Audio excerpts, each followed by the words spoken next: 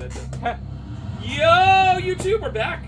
More Eternal Darkness. Hope you've been enjoying this so far. You can't see unless you're a CIB Gold subscriber, but we just turned off the lights to make this a true complete in shocks. We're still about a week away from Halloween, although you'll be watching this early November. I made absolute sure that one of the Eternal Darkness parts went up on Halloween Day. Because, I mean, come on, man. Let's go. The darkness comes. But yeah. We used to do every year early on, we would like try to slam a bunch of horror games in October, obviously. And we called it Completed Shocks. Now I just like doing games whenever I feel like it. The one exception being every year, Kareem, no! Every year, it's been a little while since we've seen this. I will play the Maximilian, the new NES 8-bit Christmas cart in like early December. That's the only one that I will absolutely, get done in a timely manner. Otherwise, I'll play when I want to play. YouTube. We have 912 subscribers. Okay. I said it on last part, but this is my least favorite chapter. It is so long and boring. I generally do not like this temple. Luckily, the temple's only used for 2 chapters, and this is the last one. Oh, that's cool. I think it's just mostly the fact that it's very samey, and also it has all of the traps, which is cool, but still like very tough. Luckily, we have a handgun and shield this time, so it's not like the worst thing ever. But the handgun is really bad. Hence why you used it simply on the trappers. The trappers is what they're called. Yeah.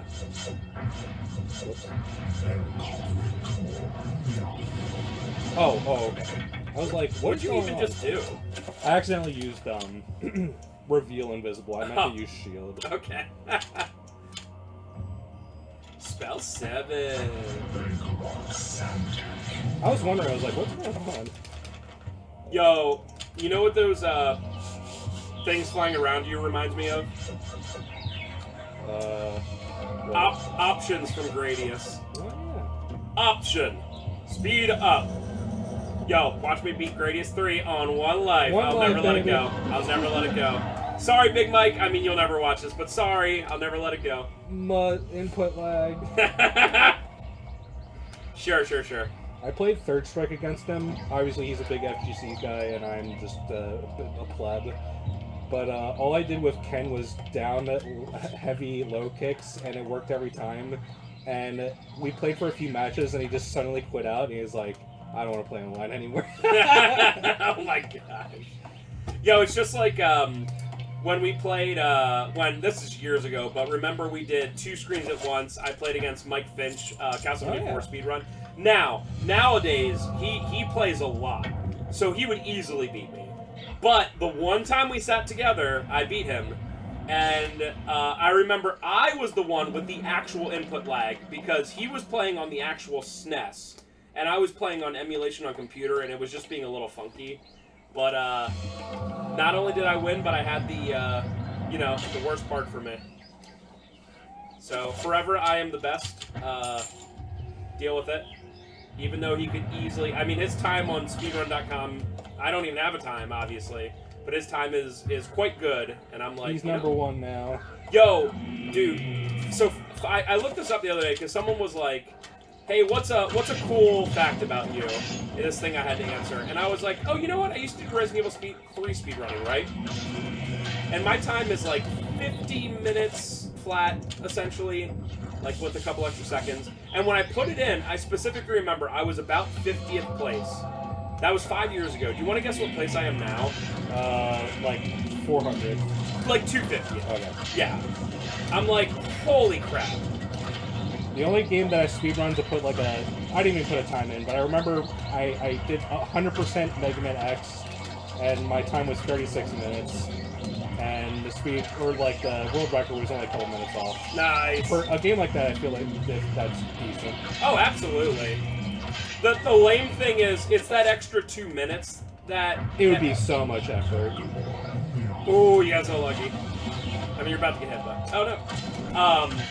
That extra... It's funny, because to get to 36 minutes is not a huge power gap, but to get from, like, 36 to 34 minutes is literally, like, thousands of hours. Thousands of hours. Literally years of running. I mean, the... What's the word I'm looking for? The return on investment, I guess, would be a good way of putting it. The worst one ever is Mario Brothers 1, where literally we're talking tens of thousands of hours for like a literal frame. A frame, right? I didn't want to say microsecond because that seemed like it'd be too small, but a frame roll, you know, holy crap!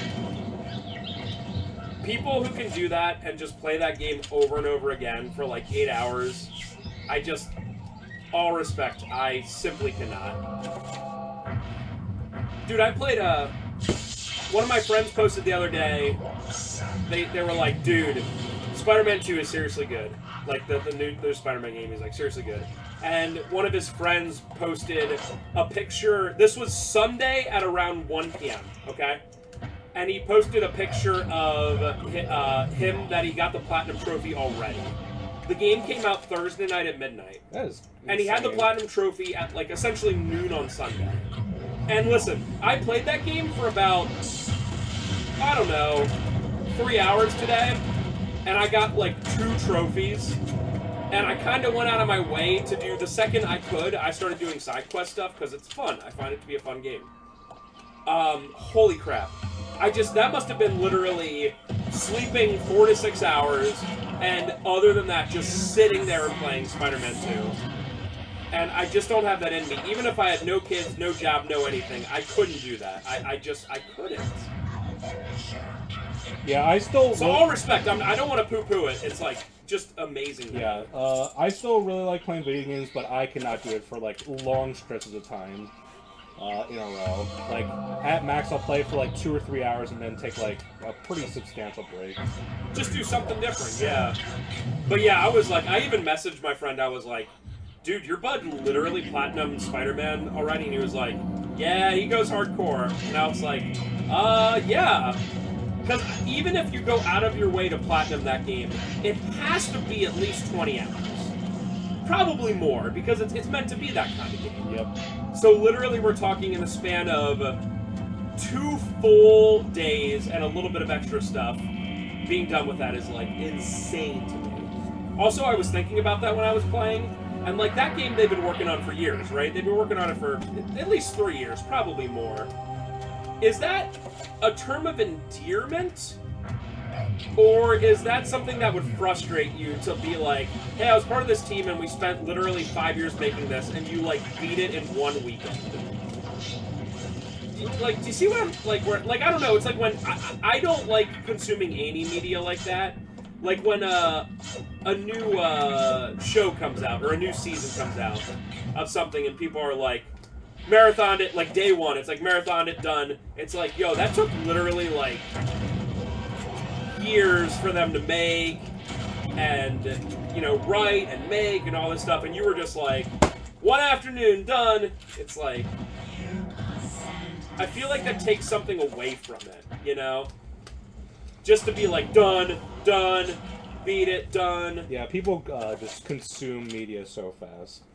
I don't know. And maybe the creators like that more. Maybe the creators are like, it's a term of endearment for somebody to beat it that fast. But for me, it's like, dude, I've been waiting for Spider-Man 2, right?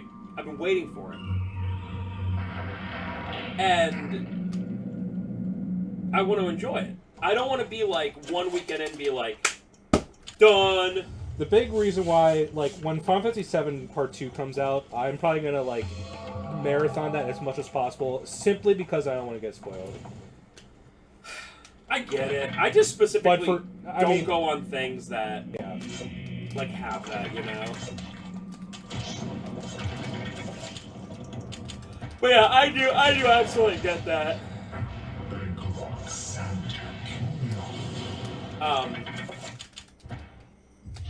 Oh yeah, that's right, that necklace you have to put in, like, a chemical or something. I'm trying to think. Oh, the only game I really even tried to do that with was Last of Us Part 2. I didn't like speedrun it or anything like that. I took my time, but I told Ash, I was like, hey, this week, besides the normal stuff I'm doing, like my free time, I'm going to be playing this game, because I really did not want to be spoiled on it.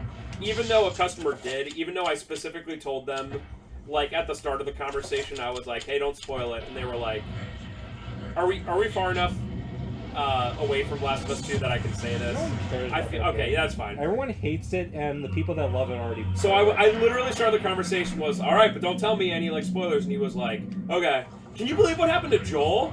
And I was like, hey, are you serious? So then I knew, I was like, well, Joel's gonna die.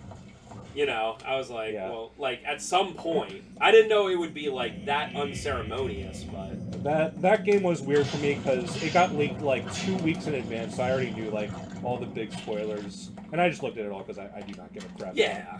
Yo, I hate people who do spoilers. I don't care. Even if it's something I don't like if somebody, like, back when Marvel movies were huge, if someone was like, Thanos does the snap, it's like, do you have so little going on with your life that you have to be like, nah, I have to give away the secrets for this? Yeah, it's either... both camps that do it are bad, because they either do it for, like, attention and clout, or they do it nefariously to ruin the enjoyment of other people. And both camps suck like ass. Even,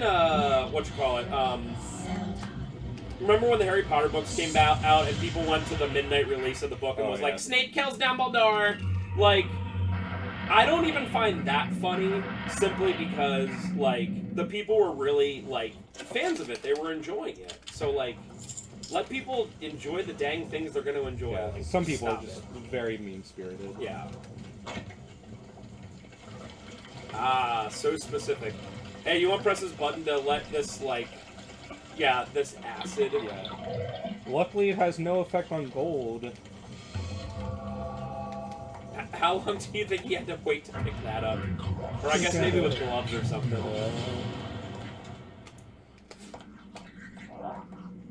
Yeah, there is definitely a certain period of time where you get past it and spoilers don't matter anymore. But I still, like, if I'm talking to a customer in store, like, when people pick up Last of Us 1, I'm like, have you played it before? And if they're like, no, I'm like, dude, like, super engrossing story.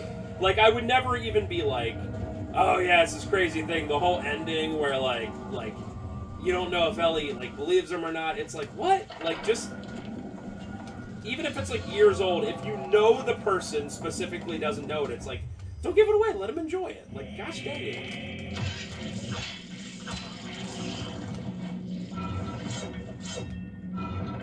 Although, FF7 Rebirth, if anyone's out there, like, why do you need spoiler-free on a remake? Oh, if you played the first part of FF7 Remake, there is enough different stuff that we personally, both of us, feel that they're going to change a lot of stuff. I mean, the people that don't know, Final Fantasy VII Remake is a sequel, it's not a remake. It's a big con. Yeah. But I think some people really hate that, but I am actually super excited for Part 2 because it isn't a remake. It isn't going to be a one-by-one thing.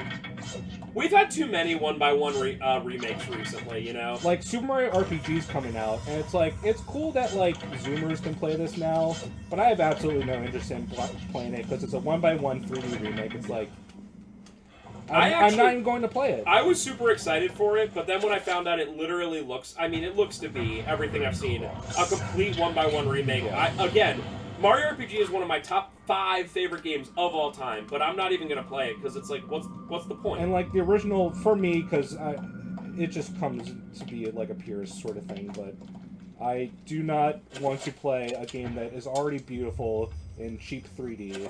So not only do I don't care because it's a remake, but I also think it's kind of a demake. Yeah.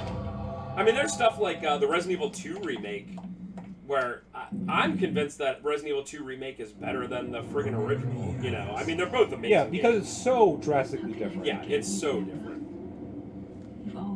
But yeah, I'm notoriously not a huge fan of the original RE2, and I think Remake 2 is way better of a game, but I can understand why people like one or the other. And then awesome ones like RE1 and then RE1 Remake are both like 10 out of 10 masterpieces for like different reasons. Yep. Even I just finished RE4 Remake, the Separate Ways DLC. And even that, like, it's similar to the first one, but they change enough stuff that you're like, wow, this is a fresh new experience. It's probably in my top 5 favorite game. I'm sorry, not favorite. Most played games in terms of hours of all time, because to do all of the stuff, especially professional S+ speedrun, was quite a thing. Just let me run through, dude. I hate Yeah. all Just these. constant. It's just constant hallways and traps, just over and over. Plus, imagine Trevor knows what he's doing here. Imagine not knowing what you're doing and you have to go back like a certain amount of time, you know? Yeah. That would be just... Oh my god. It sucks that Edward Lindsey's a really cool character, but he just gets... probably the most laborious part, you know? It's just Mantorok's temple is just not designed fun. Also, does Lindsey, like, ever lose sanity, or is it just, like, really low? The amount of sanity he loses. He loses sanity. I've just been casting sanity. Oh, okay. Sanity is not really a thing that we have to worry about too much, especially after we get the summon rune that I think is in either the next room or the room after. I will show you a spell that is ridiculous. Let's go. We're also getting the Mantorok rune, which is also, like, it's optional and out of the way, and I bet a lot of players, like, did not get it on their first playthrough. But once you get the Mantorok rune, it is, like, ungodly good. One hit. GG. Yeah, Zelotov zombies are, like, super weak. And Zelotov zombies are weak against red, not blue, and I still had a blue enhancement weapon on. They still went down in one hit. That was a comfy room with just, like, a big fire pit in the center. It's like, okay, ancient... Where are we? Cambodia? Yeah, I think so. Ancient Cambodians. I see you. I see you. Ooh, girl! Thank you, shield. Is there any auto kills in this game besides that, that one, Oh, by the way, talking enemy? about that, so over and over the last part, I called those enemies bone diggers. They're actually bone thieves, so sorry about that. Ah. I mean, I bet people understood what I was talking about anyway. They're called bone thieves. If the creators of Eternal Darkness were watching this, they'd be very disappointed. I just bet anyone that knows about this game is just like, bone digger, I don't know. Grave digger! Alright, so we have the summon rune. We can do a lot. In fact, I think we have all the runes except for, for Paragon, which we don't get until next chapter. So I can actually do all the spells, or get them ready. So I guess I'll just do that. They do give you all them pretty early. Yeah. So, summon creature, that's pretty obvious. Makes sense. Next would be, I already have shield. Next is magical attack, which is project area. That I wouldn't figure out. Project is weird. But there's no, like, attack sigil, it's just project, I guess. Yeah. Next is, so this is the god tier one. This is summon area, which doesn't make a whole ton of sense. This spell is called Mana Pool, and I'm not going to use it right now, but it is the best spell in the game. And then the last one is Bind, which is Protect Creature. Another one that doesn't make, like, a ton of sense, because what you're actually doing is controlling the creature to attack others. You pick summon max it. Protect. Okay.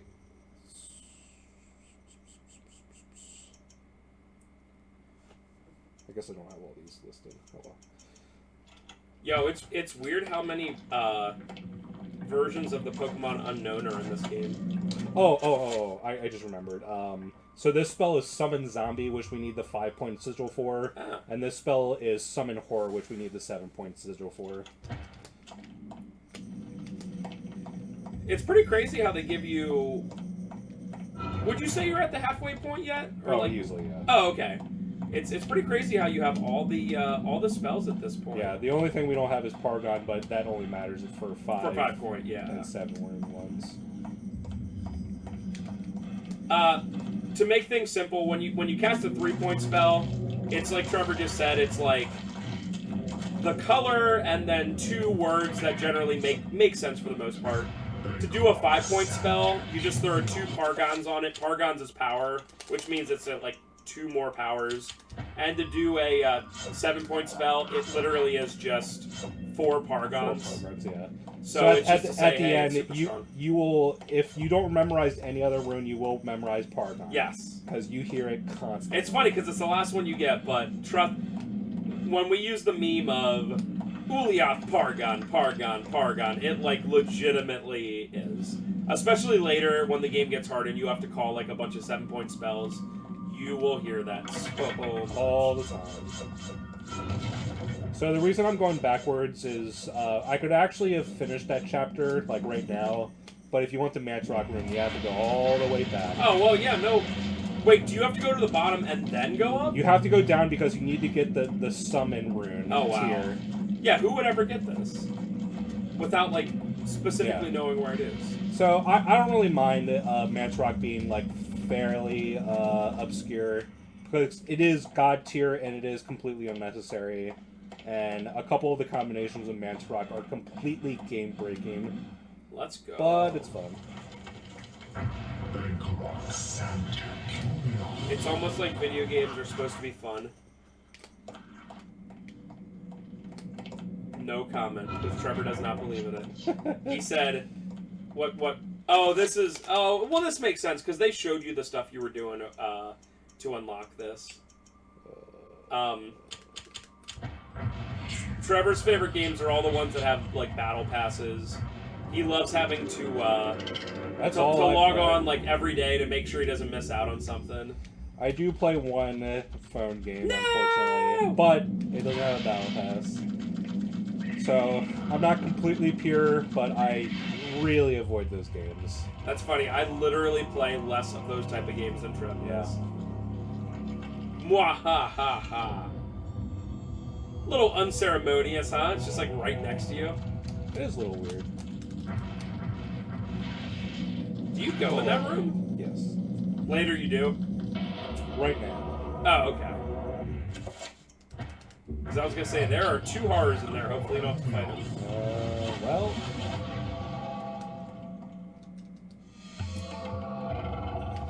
Boosh! Oh, that makes sense.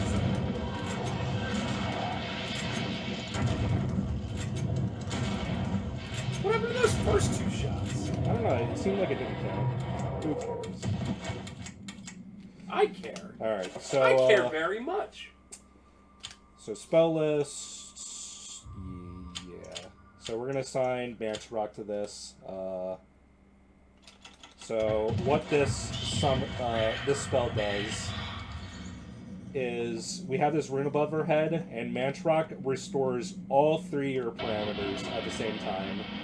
Wow. So it's pretty slow at 3-point, but it's still amazing. So just having this out, all of our stuff is going back up. In I forget if this has been answered, but in the in-game lore, is Mantorok the strongest? He is the one god that all 3 gods equally fear, which is why Pius like summons all those stakes into him to have him like rot and wither over the millennia. It's just so funny. He just looks like the least consequential of all of them. Like every other god is like how do I put this? Like a Lovecraftian, huge elder, crazy being, flying around, big eye, whatever. Whereas Mantorok just looks like a puddle of pus. Like I don't know how else to put it. Just like a goop ball. But if you consider the plot of this game, Mantorok, despite being impaled by all those stakes by Pius and slowly dying, he wins. Because Mantorok is the one who alters the fate of all these characters to give them the Tome of Eternal Darkness. So over his like machinations, over literally 2,000 years, he wins. And it's all because of Mantorok. So crazy. And the ending of this game is sort of like sequel baiting that Mantorok might be like the main villain of the next game, but obviously. Sigh. Dang it. Yeah, the worst part is Eternal Darkness actually, for like a GameCube exclusive, sold that wasn't made by like, you know, not a Mario game, sold pretty well. Yeah. I don't remember it being like, oh, it was this huge commercial flop. It's just the problem is that it's a horror game made by a developer that isn't Nintendo, and it was on the GameCube. Yeah. Which very much struggled. Do you think if Eternal Darkness was a PS2 exclusive, it would have like immediately got a sequel or sold better? I don't know, because even though the PS2 was a juggernaut that sold like 155 million consoles, it's not like a lot of horror games sold like especially well in it. Like true. Silent Hill obviously did like fairly well, but you know, there's so many horror games on the console that are very niche and sold very poorly. So no, that's definitely I don't true. think... In fact, the PS2 is almost like... It might have sold worse because the PS2 was a console that had so much competition in its own library. Like Whereas Cube had a lot less. Eternal Darkness would have had to compete against Silent Hill, like Siren, or even just like, you know, the mainstays. I think Clock Tower 3 was out by the time this was out. But even just not horror games, you know, like it would have had to compete against like GTA 3 and like all those juggernaut games. Yeah, that's true. Whereas on the Cube, yes, it had way less people. It's funny because I was having a conversation with a customer where they were like, I heard that the GameCube's considered like a failure, and I was like, you know, it's one of those things. It's all about the perspective. It's like compared to a lot of other stuff, was it a fail? Absolutely not. But compared to the PS2, did it lose? Yeah. I mean, it lost really hard, and Nintendo definitely was not happy with the state of the GameCube either. So it's generally nowadays considered very good, but back then it wasn't. Makes you think I want to control it. Wasn't big. Arrogant man. Kill him. Make sure you succeed this time.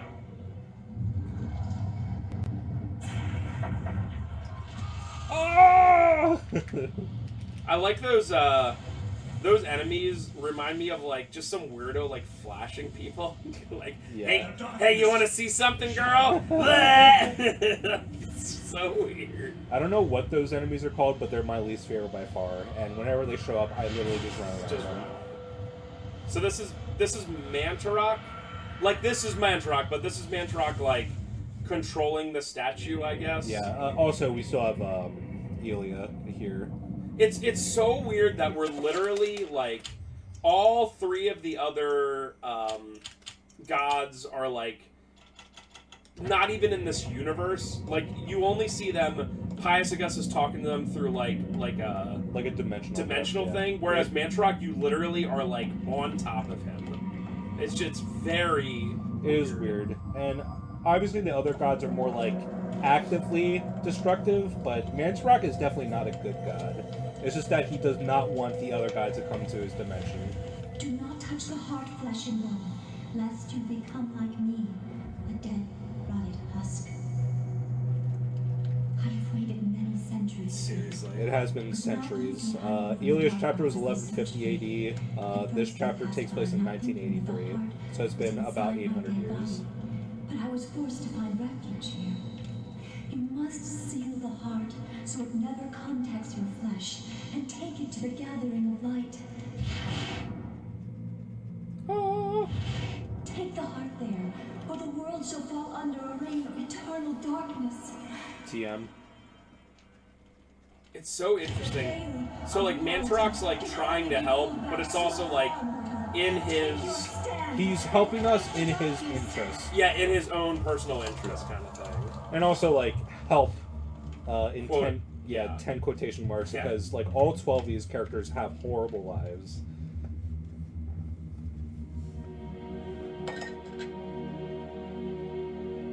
Our first victory, lads. Including Lindsey, you would say he has a horrible life? He probably gets the most scot-free. They don't really go into him like being like hunted by Pius's like creatures or having any sort of like sanity effects. In fact, he literally didn't even say a word there. That's pretty weird. Him and the firefighter, I feel, make it out. The firefighter actually gets kind of screwed because it's been a while. He meets Edward in, or yeah, Michael Edwards. That's the firefighter, and Edward is okay. Sorry, that's confusing. Michael Edwards is the firefighter, and Edward Roivas is the grandfather. Couldn't they choose a different name? Yeah, seriously. But Michael Edwards meets him in like the middle of like the city, I guess, and like he's like, Pius's like demons are almost like on me, so like he like goes off screen, but like presumably he probably dies. Ah, okay. So that kind of sucks.